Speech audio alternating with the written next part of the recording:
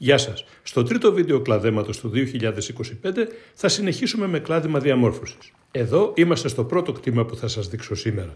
Τα δέντρα είναι υγιή μεν, αλλά έχουν φύγει πολύ ψηλά και θέλουν κατέβασμα. Στο πρώτο δέντρο που θα κλαδέψουμε θα σας εξηγήσω πώς εγώ επιλέγω τον τρόπο διαμόρφωσης κάθε ελιάς.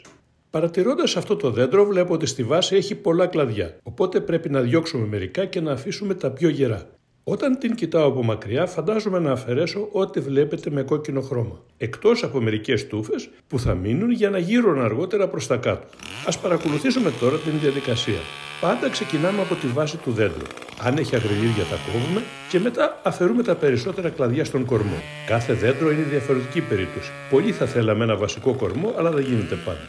Μετά μαζεύουμε κοντά στον κορμό τα κλαδιά του δέντρου κόβοντάς τα. Έτσι δεν θα πέφτει το ένα δέντρο πάνω στο άλλο για να σκιάζονται μεταξύ τους. Ούτε θα σπαταλάμε χρήσιμους χυμούς για να ταΐζουμε τα κούτσερα. Μετά πρέπει να ανοίξουμε το εσωτερικό της ελιάς και να κόψουμε ό,τι πάει πιο ψηλά από το ύψος που θέλουμε να έχει το δέντρο. Έτσι θα μαζεύεται εύκολα από κάτω. Στην κορυφή σε αυτά τα μακριά κλαδιά κλαδεύουμε αυτά που πάνε πάνω και αυτό που θα μείνει θα σκύψει αργότερα προς τα κάτω. Χρειαζόμαστε να μείνουν κάμποσα φύλλα ώστε να ανασένει λίγο το δέντρο μέχρι να βγάλει νέα κλαδιά. Την δεύτερη χρονιά νομίζω ότι θα είναι έτοιμο. Ας δούμε τώρα το πριν και το μετά. Αυτό είναι το αποτέλεσμα που είχαμε σε αυτή την ελιά. Για τα υπόλοιπα δέντρα θα σας δείξω το αποτέλεσμα μόνο, για να μην σας κουράζουμε τα ίδια και τα ίδια. Η εικόνα των κλαδεμένων δέντρων, όπως βλέπετε, είναι καλύτερη από το αποτέλεσμα που είχα στο πρώτο βίντεο που σας έδειξα. Έχουν μείνει πιο πολλά κλαδιά με φύλλα. Δεν περιμένω όμως τον χειμώνα φέτος να μαζέψω καρπό από αυτό. Ίσως να έχουν λίγες ελιές. Του χρόνου όμως είμαι σίγουρος ότι θα έχει κανονική παραγωγή. Σε λίγο που θα πάμε στο επόμενο κτήμα θα δείτε ότι υπάρχουν παράγοντες που σου επιβάλλουν πιο σφιχτό κλάδεμα από αυτό. Αφού τελειώσω με τα κλαδιά που σε αυτού του είδους τα κλαδέματα είναι πολλά, θα βάλω βορδιγάλιο ποτό στις τομές και αργότερα θα έρθω να βάλω πάστα εμβολιασμού. Όμως πριν θα κάνω το βασικότερο που χρειάζεται σε αυτή την φάση και δεν είναι τίποτα άλλο από το ψέκασμα με χαλκό. Εδώ βέβαια, επειδή ήδη είναι μέσα Μαρτίου, έβαλα μέσα αμινοξέα και λίγο λίπασμα. Για πάμε τώρα να δείτε και το επόμενο κτήμα. Αυτό ίσως το έχετε δει όταν μάζευα τις ελιές τον περασμένο Νοέμβριο. Τα δέντρα είναι όλα άρρωστα με καρκινώματα και καπνιά. Για να ραβδίσω χρειάστηκε να κόψω τα ξερά πριν για να έχω πρόσβαση. Και μετά έπρεπε να ανεβαίνω πάνω στα δέντρα να ραβδίζω, κάτι που είναι δύσκολο και επικίνδυνο για μένα πια. Αυτό λοιπόν θα το αλλάξω σύντομα.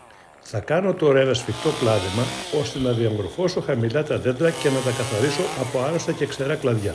Σε αυτές τις ελιές επιστρέφεται και ένας άλλος παράγοντας που μας ορίζει το πώς θα κλαδέψουμε.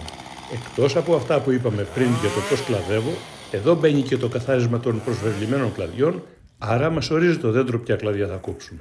Και μετά ό,τι μείνει. Δεν ξέρω πώς βλέπετε εσείς το αποτέλεσμα, αλλά εγώ που είμαι εδώ σας λέω ότι αυτό χρειαζόντουσα. Εμένα με ενδιαφέρει να φτιάξω τα δέντρα σωστά, να ραβδίζονται από κάτω και όποτε γίνει. Δεν με ενδιαφέρει αν θα μείνω 3 χρόνια εκτός παραγωγής. Κοιτώντας τα κλαδιά στο έδαφος, καταλαβαίνεις τι σφαγή έγινε πάνω στα δέντρα. Έκαιγα 7,5 ώρες συνέχεια χωρίς σταματημό. Μόνο μπουκάλια με νερό άδειαζα. Μη μου γράφετε όλοι για το κάψιμο, τα ξέρω. Αλλά εδώ δεν είναι εύκολο να χρησιμοποιήσω θερματιστή. Μπορεί σε αυτό το κτήμα να μπαίνει η αμάξι, αλλά στα περισσότερα δεν μπαίνει. Αφού μάζεψα τα ξύλα, ήρθα την άλλη μέρα και ψέκασα τα δέντρα γιατί ειδικά αυτά θέλουν πολλή περιποίηση για να καθαρίσουν από μύκητες και βακτήρια. Δεν θα σας κουράσω με τα υπόλοιπα κτήματα φέτος. Κάπως έτσι κλαδεύτηκαν άλλα 3 κτήματα και σκοπεύω του χρόνου να πάρουν σειρά άλλα τόσα. Θα κάνω όλες τις ελιές μου κούκλες σε λίγα χρόνια. Εδώ θα σας αφήσω γιατί θα ανέβω στο χωριό να αρχίσω εμβολιασμούς γιατί έχω πολλές αγριλιές που με περιμένουν. Έχω 2-3 κτήματα που παλεύω χρόνια με τα καρκινώματα και αργότερα θα δείτε σε βίντεο τι αγώνας χρειάζεται και γι' αυτά. Γεια και χαρά σας!